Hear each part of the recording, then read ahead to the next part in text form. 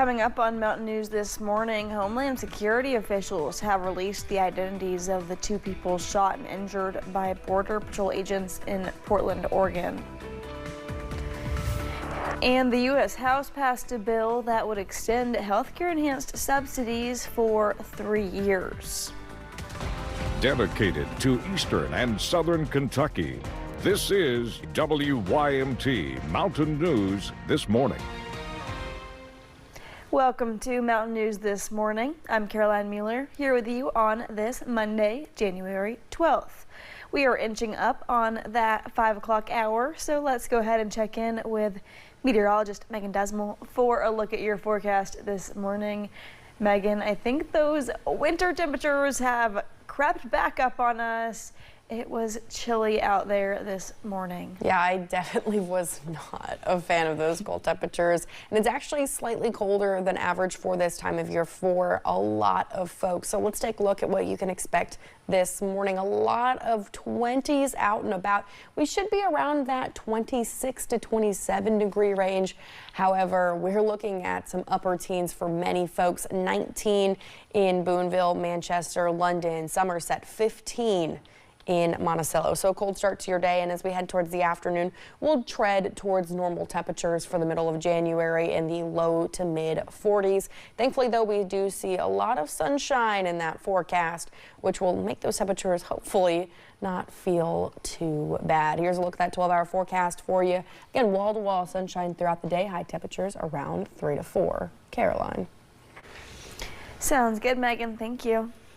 U.S. Marshals helped find a missing child in Knox County. Louisville Metro Police were looking for 13-year-old Amora Lopp. She was reported missing January 4th. Police thought she was with Michael Dunn. U.S. Marshals found the two in Barberville Friday night. They also found 2 guns, marijuana, meth, and other drug paraphernalia. Lopp is back with her family, and Dunn is facing a list of charges. Federal Reserve Chairman Jerome Powell says the Fed has been served with subpoenas as he now faces a federal criminal investigation. President Trump nominated Powell during his first term, but has since bashed him over the Fed's reluctance to lower interest rates quickly.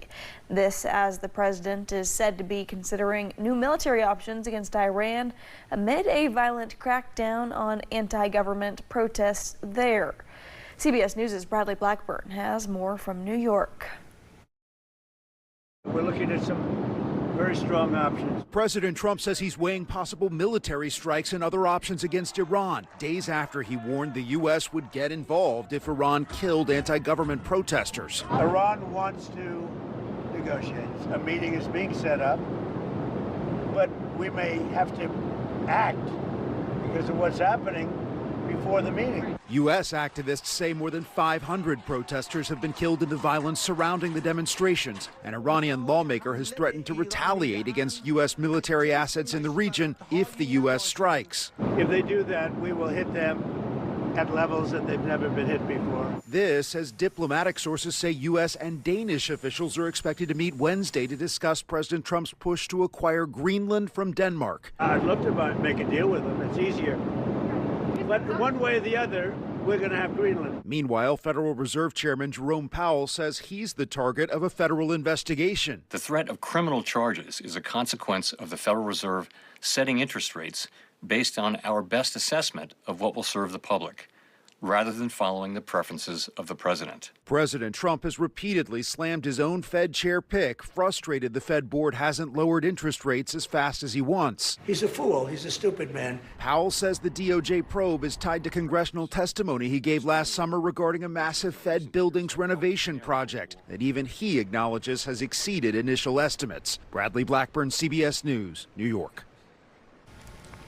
Republican Senator Tom Tillis says he will oppose the nomination of any new Federal Reserve nominee until this legal issue is resolved.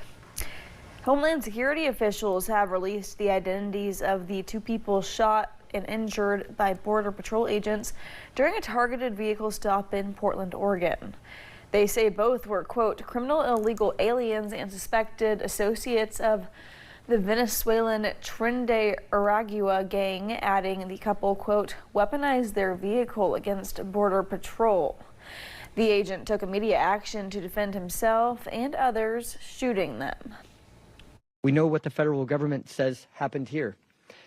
There was a time when we could take them at their word.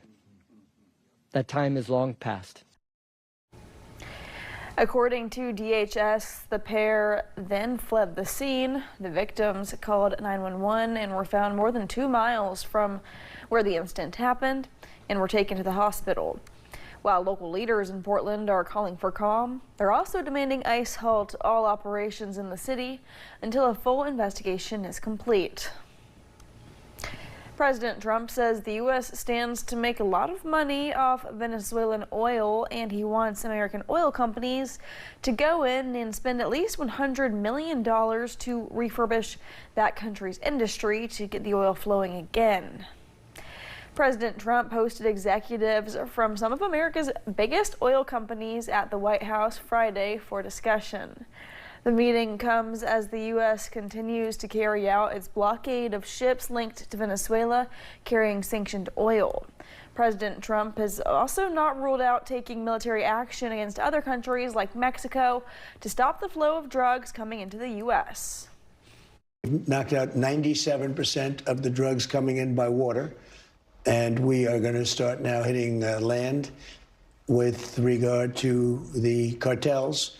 The cartels are running Mexico. It's very, very sad to watch. President Trump says he'll consider meeting with Venezuela's interim president, Delcy Rodriguez. He's also scheduled to meet with exiled Venezuelan dissident Maria Corina Machado at the White House on Tuesday. Machado won the Nobel Peace Prize this year and says the White House says she wants to share the prize with President Trump. Pope Leo is warning that war is back in vogue and the zeal for war is spreading. In a fiery foreign policy speech at the Vatican, he said nations are turning away from diplomacy and relying on military force instead.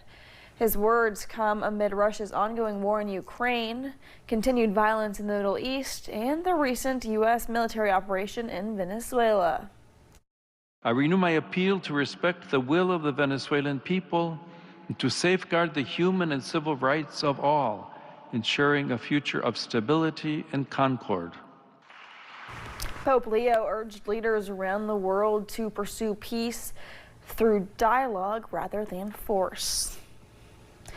Thursday, the U.S. House passed a bill that would extend healthcare enhanced subsidies for 3 years.